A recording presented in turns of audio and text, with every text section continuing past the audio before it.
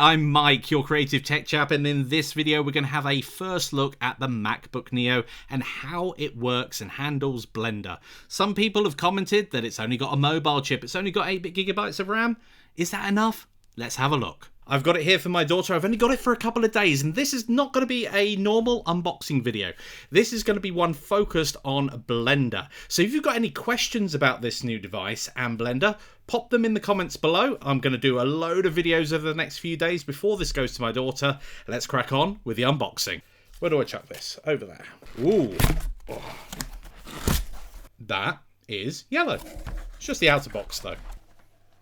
So here we go. I have the base model here, so 256GB. Now, I think that's enough storage for most people. I think looking at the specs of it, it's going to be on par with my MacBook. This is an M1 Pro. So I think it's going to be on par with that for a lot of things, or indeed, normally it's going to be a little faster. I've got this the wrong way round. I can see here, is that hello? Whoop. Yes, hello. So they've gone all eco. Now this is the UK version, and I think this is the same in the EU as well. Yeah, we don't get a charger. It's not colour matched either, makes me sad. No charger, that sucks. Apple, give me 20 quid off the thing at least. Let's have a look. This has a bit more of a golden tinge to it. It's nice and light, nice and light. Something like this is incredibly portable. Now, I will be doing some battery tests specifically about Blender and daily use, so make sure you subscribe for that. Now, I know when I launch this, when I open it up, oh, it's supposed to be a one-handed lift, maybe not on this surface. So, we're going to open it up. There we go, it starts, and we're going to take that off. Cool, I can clear that up later. So, oh, the keyboard has a slight yellow tinge to it. Yes, it's got a slight yellow tinge. Whilst we're talking about this, and this isn't going to be covering absolutely everything, we have two ports here. One's USB 3 and one is USB 2. Now, I will probably use that one for charging, and it's already opened up, ready to log in. Now, I'm going to do the boring things in a bit, but you may indeed want to get yourself one of these. Dongles are just a thing that you carry with you these days. I mean, I've often got a battery pack and stuff like that. But this thing, well, it's apparently going to sip juice as well. So we'll see about that.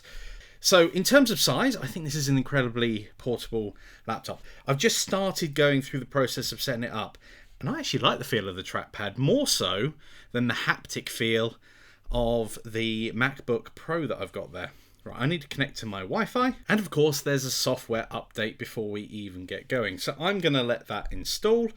I'll probably keep that camera running just there. Hi, that camera there. And then, once it's installed, we'll have our first look at the operating system.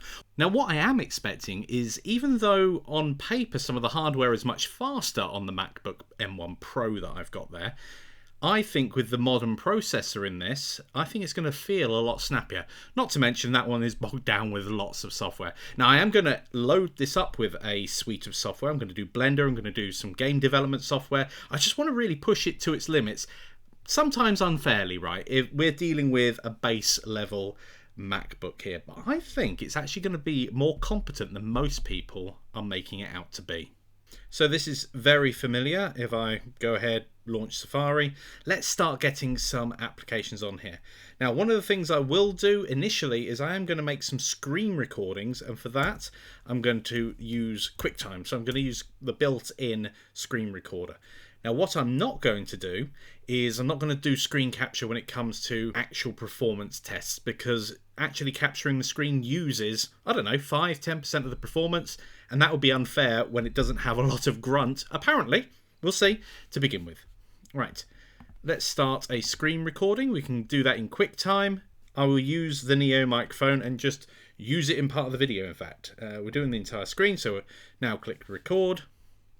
Let's go ahead and download Blender as the first thing we put on our new Mac. And that's going to be our focus in this video. We're just going to quickly get Blender on and just see how it performs as a basic test. Now this, and I know it's a fresh install, right, but this is already a lot quicker than that machine is. And that's just the thing about a new bit of hardware. I'm pretty sure if I was to wipe my MacBook Pro and restore it, it would be fast again. But yes, this does have a faster single core speed in all of the tests I've seen so far. In fact, whilst we're on the Blender website and go to demo files, a lot of people use the demo files here to test, and one of the ones that is often tested is the classroom scene. Yeah, there it is. Wow, you have to go back quite a way for that. It's not an overly complex scene. The barbershop scene is a much more complex scene, and it'll be interesting to see how that works as well. Let's download that. Yes, we want to launch it. I do like this trackpad. I really do. I don't know why. Perhaps I missed the physical trackpads. And Apple is second to none when it comes to the trackpads. Not a fanboy of Apple, but I'm a fan of good tech. Let's make it full screen. Okay, so moving about in the viewport, just as normal. Macs are typically quite fast, especially the Apple Silicon ones. No problems with that. But let's just see what it's like if I switch... Oh, GPU compute. So let's go Edit, Preferences. And before we do anything else, go to... where is it? System, and make sure Metal, the A18 Pro, it's right there. I haven't seen any benchmark scores on the Blender benchmark yet, so I wonder if anybody else has done tests yet. But yeah, I want just the GPU available, not the CPU as well. That can slow things down. So with the CPU there, let's go ahead and just go render image. Now this won't be fair fully. We'll do a full benchmark test, but let's just see how it renders. And this is a first one shot. What is it, 300 samples. I don't even think there's denoising turned on or anything along those lines on these old scenes. So it's at 3, 4. This is going to take a while. This is the CPU at the moment. I'm not going to sit around. It might speed up as it reaches noise thresholds, so that's fine. We'll do the real viewport in a moment. Let's go to GPU compute and then do the same thing again, just to see the relative performance difference between the two. It's got to do a render kernels for the first time.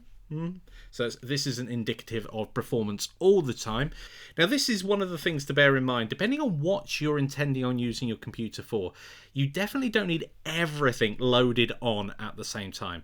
If you do try that with 256 gigabytes, you're going to run out of space. I can guarantee you're going to run out of space with 512. I regularly do on my MacBook here. Now, when I first got this, I got it and thought very carefully about, well, do I want to spend a lot more on space? 512 is plenty for every day. I just have to be conscious. I can't load it up with a ton of assets and them always be there. And I think that's absolutely fine, because then your projects can end up bogged down. But what you can do is just buy an external hard drive and use that. When you're working on a project, work on it on your computer. When you're finished, offload it to a hard drive. That's quite common practice. So I'm not too bothered about having to do that. And this cost me, because it's for my daughter and through the education system, this wasn't £600. This was £500, which I think is a phenomenal value for the amount of hardware that you're getting here. Now, that may change when it comes to running some tests, but I think that this machine is going to be on par, for the most part, with my M1 MacBook Pro. And cost comparison-wise, they're very similar. So if you were cross-shopping, £600, about £600, but second-hand. So that's something you've got to bear in mind, because the hardware on this, like the screen, the speakers, etc., is a lot better. That's undeniable. That's objective truth when it comes to that. But is the experience, the everyday experience of using this particular MacBook, going to be slow? I don't think it is. We're almost finished here. Let's see how quickly it manages to render. I'm not going to wait for the entire thing. So it's using optimized kernels, and we can already see it's at 1080. So it's proceeding relatively quickly. And one of the things I will be testing is, well, if you've got a machine like this, a lot of people say, just render overnight.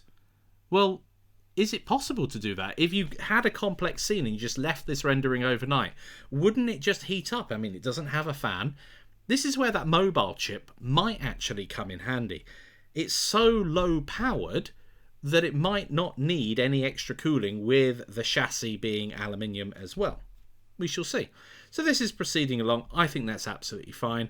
Again, I'm screen recording at the moment, so I'm just conscious that it's not necessarily a real experience, but I just want to capture the high quality screen recording rather than just relying on the camera off to the side there.